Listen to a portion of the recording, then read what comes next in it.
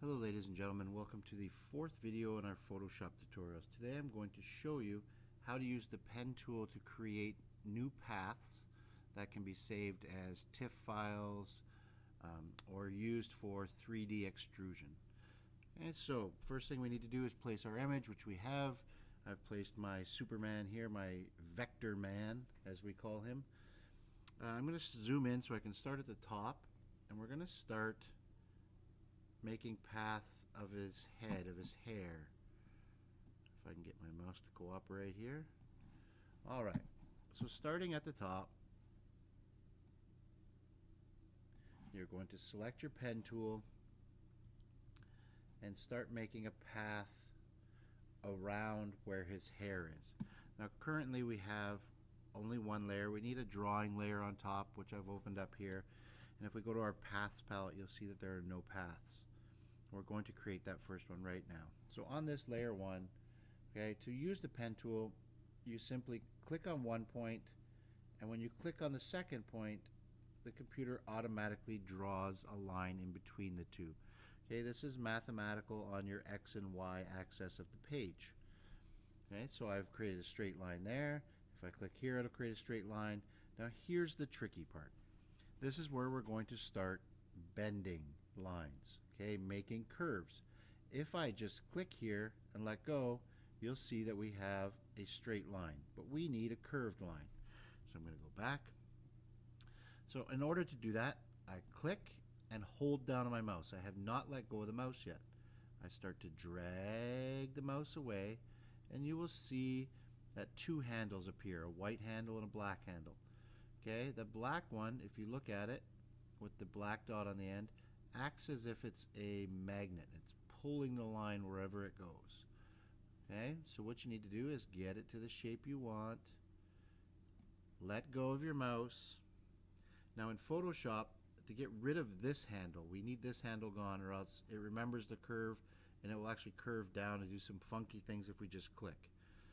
You need to hold Option or Alt and come back and click on that middle one to make that handle disappear. Now you're free to go on and draw your next line. Again, pulling and curving.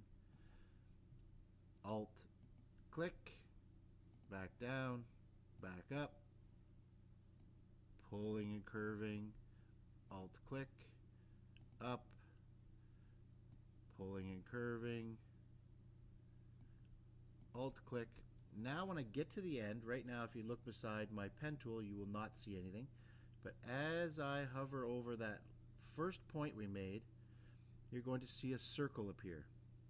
That means our path is going to be complete and closed. Perfect. So we're going to come back over to our paths, have a look, and we have working path there. Path save. Save it as path 1.